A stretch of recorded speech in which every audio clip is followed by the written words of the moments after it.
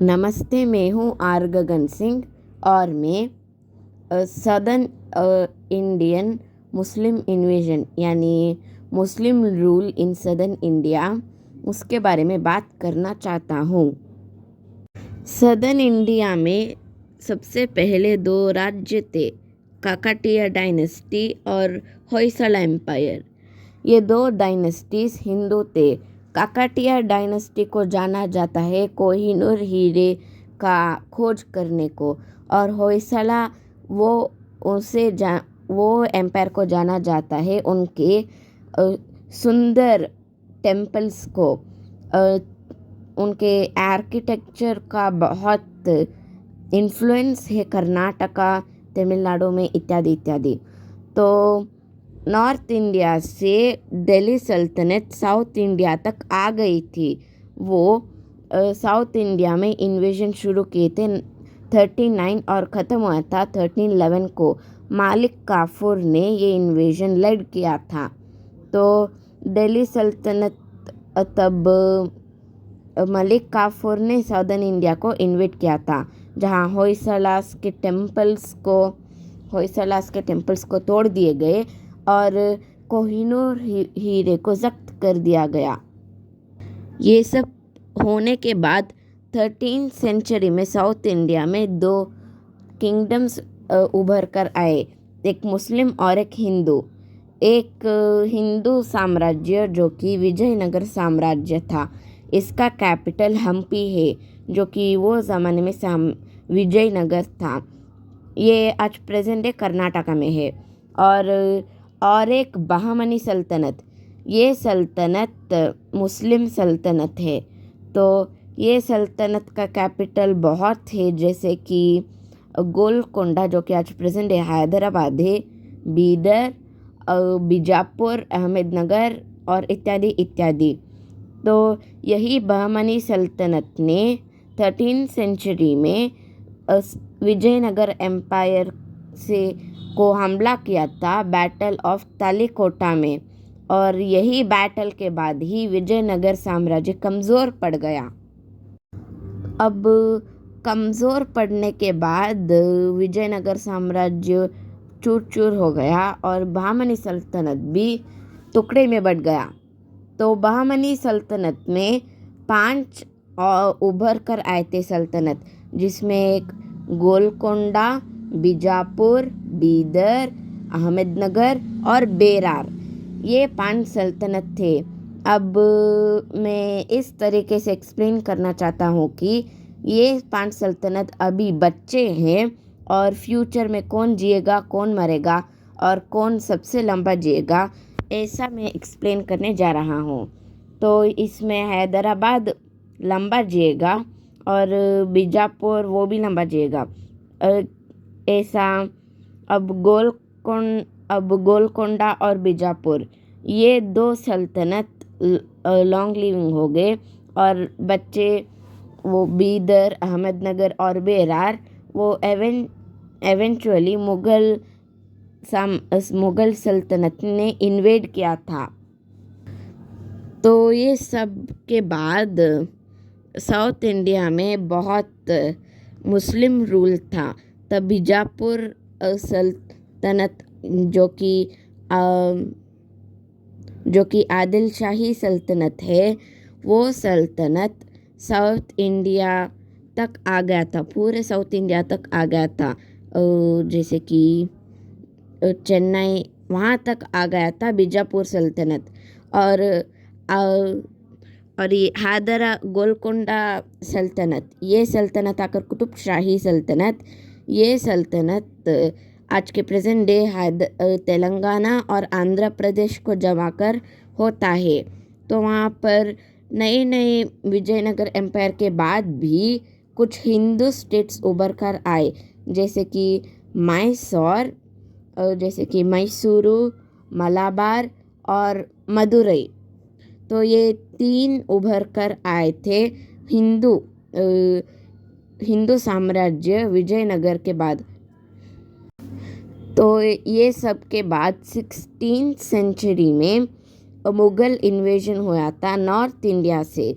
तो यहाँ पर गोलकोंडा को इन्वेट कर दिया गया, बीजापुर को भी इन्वेट कर दिया गया और इन सब सल्तनतों को सूबा में कन्वर्ट कर दिया गया।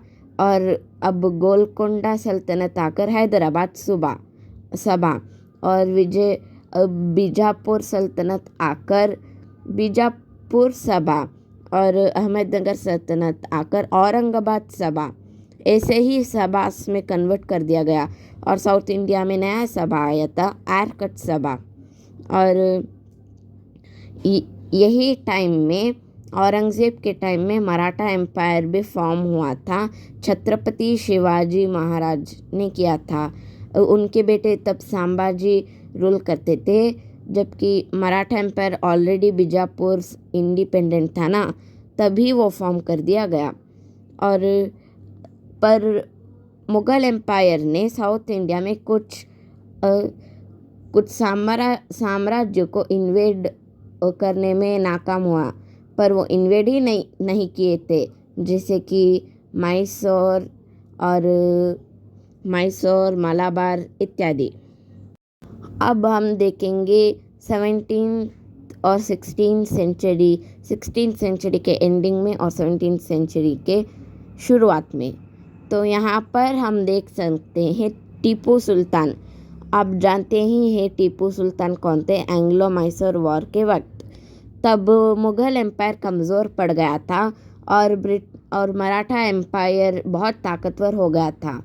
और जब साउथ इंडिया में मैसूर किंगडम था ना, वहाँ वोडियर डायनेस्टी रूल करता था, पर वोडियर डायनेस्टी को ओवरथ्रो कर हैदर अली ने वहाँ नया सल्तनत एस्टैब्लिश किया था। हैदर अली और टीपू सुल्तान वो सल्तनत के सुल्तान थे। तो यही मैसूर सल्तनत ने ब्रिटिशों के खिलाफ लड़ा था और ब्रिटिशों के साइड हैदराबाद के निज़ाम और मराठा थे। और first Anglo Mysore war, second Anglo Mysore war, third Anglo Mysore war और finally fourth Anglo Mysore war में मैसूर सल्तनत को डिसएस्टैब्लिश्ड किया था और वो एक प्रिंसली स्टेट हुआ था ब्रिटिश इंडिया के अंदर। पर ऐसे ही ब्रिटिश इंडिया के अंदर बहुत से रियासत हुए थे, प्रिंसली स्टेट। आप देख सकते हैं हैदराबाद भी एक बहुत अमीर रियासत था, वो ब्रिटिशों के साथ था, फिर भी वो प्रिंसली स्टेट हो गया।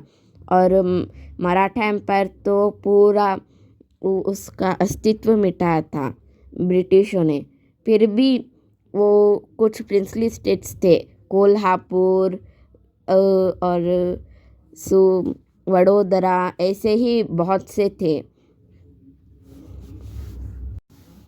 और ये सब के बाद ब्रिटिश रूल अभी शुरू हुआ था इंडिया में 1757 के बैटल ऑफ प्लासी से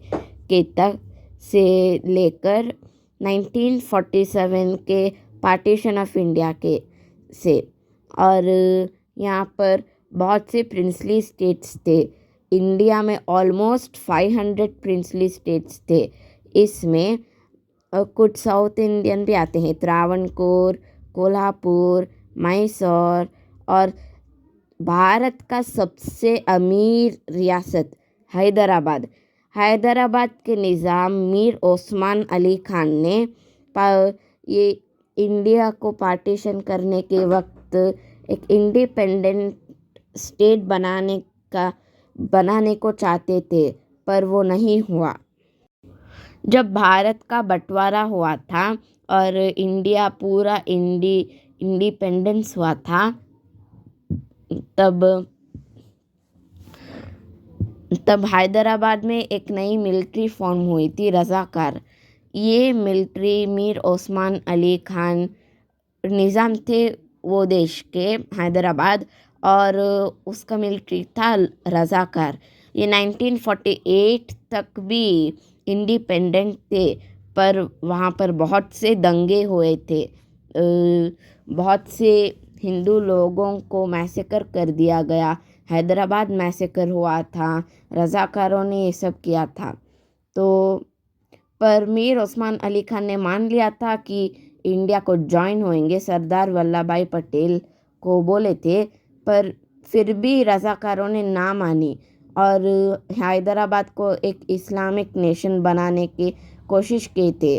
पर और 1948 के ऑपरेशन पोलो के बाद हैदराबाद रियासत इंडिया को जमा दी गई।